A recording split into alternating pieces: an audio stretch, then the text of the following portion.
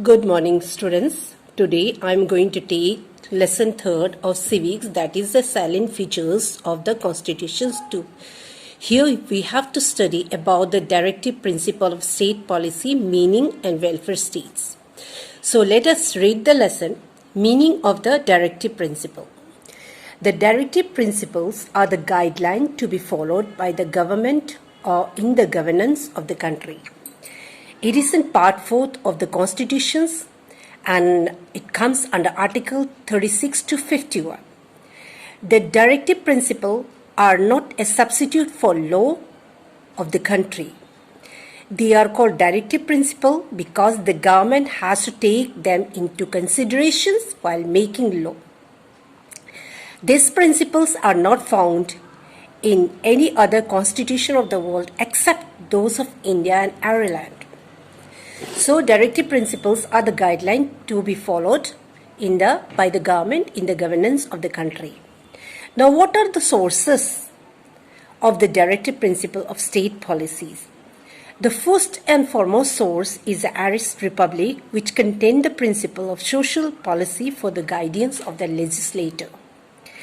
Declarations of rights of man and citizen of revolutionary France, the idea of Mahatma Gandhi, the Charter of Human Rights framed by the United Nations and the Universal Declarations of Human Rights was adopted by the United Nations when the Constituent Assembly was deliberating over the Indian Constitution. These are the 5 sources from where we get the directive principle or the meaning of the directive principle of state policy. Now, why the directive principle of state policies are very important? Like in the case of fundamental rights, there is a difference of opinion regarding the importance of the directive principle of state policy. And despite the limitations of the directive principle, because they are not justiciable as the fundamental rights which are justiciable, the directive principle are very important, and the importance of these systems come from the following point. Directive principles are in the nature of pledge made by the framer of the constitutions to provide political, social, economic programs for a modern democratic states. They also provide a measure to judge the government performance.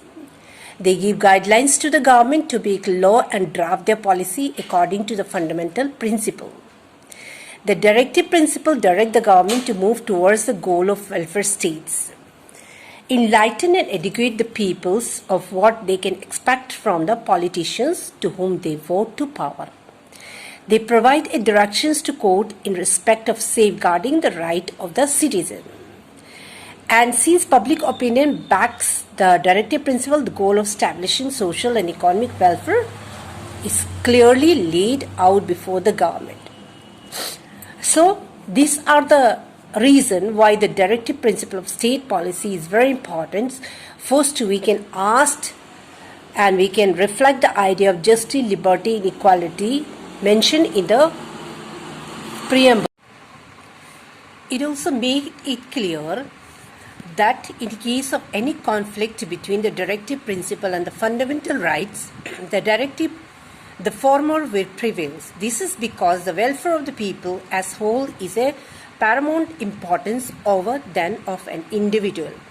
The directive principles are not enforceable by any court of law in the country. This in effect means that the citizen cannot move the court of law if the government fails to implement these policies. But on moral ground, both the government and the court has to take recognitions of this directive principle of state policy. So this is about the directive principle of state policy. Let us study about the welfare state.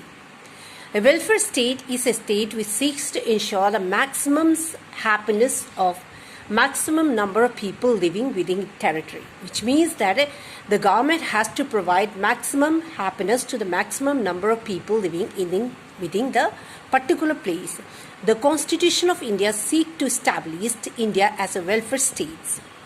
Although the welfare states, the word is not or are not specifically mentioned in the Constitution, the aim and objective of welfare state are clearly pointed out in the directive principle of state policy. Now there may be social equality and justice. The Right to Education Act has made it mandatory for every child between the age of 6 to 14 to be provided free educations in all government and non-government aided schools. The Act also required all private schools to reserve 25% of seat for the children belonging to economical backward or weaker section of the society. Special scholarships are provided to socially and economically weaker section of the society. One of the major objectives of 5-year plan is to focus on the welfare and progress of the weaker section of the society. Untouchability has been made an offence punishable by law, so we cannot practice it in anywhere. Economic welfare, the government has abolished the Jamadari system and introduced the land reform programs to do away with the old feudal social economic structure of the rural area. At the same time, nationalization of bank, insurance company and some key industry has been done to ensure that some ownership of the material resource of the communities are so distributed so as to obtain both best service of common goal. In order to ensure just payments to worker and equal pay for equal work, the payment of wage is governed by the governments.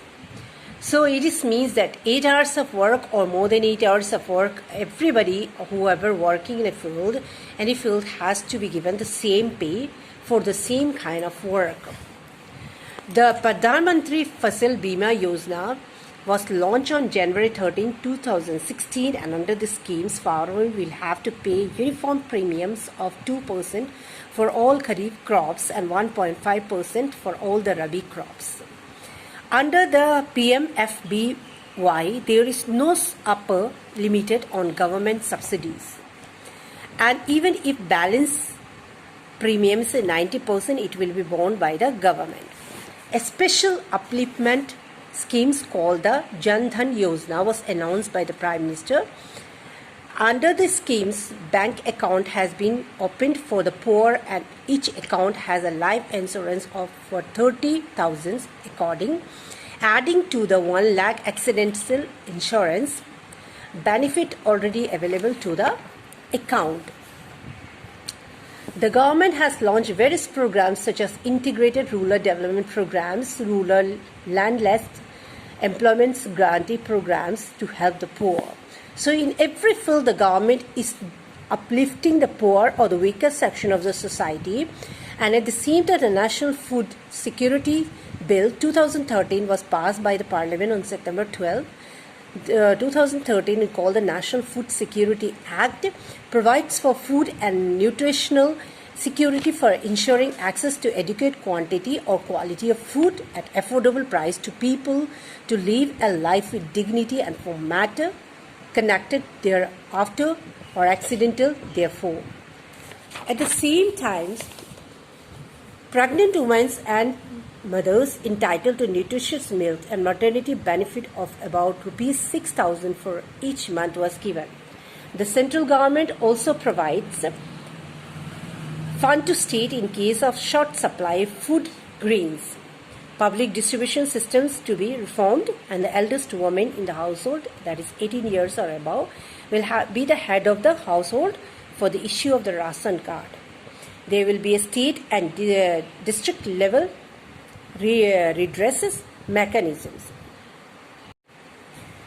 Panchayati Raj system has been established in the remotest village to promote the idea of local self-government. Local self-government is very important in order the local self-government better know what is needed in that particular area. The constitutional directive free legal aid has been provided to people who themselves cannot engage lawyer. According to the foreign policy, in order to promote international peace and security, India is opposed to colonialisms and rationalisms and has helped many countries to win their freedoms. India is law-abiding and hold the policy of complete disarmament and has been firm against all the attempts of social countries for partial disarmament. There is a difference between directive principle and fundamental right. Read that one also so that you will understand the lesson, and give a reading to the lesson And in this lesson, we have to study about the meaning of the directive principle and welfare state, which are very important. So this much for today. Thank you.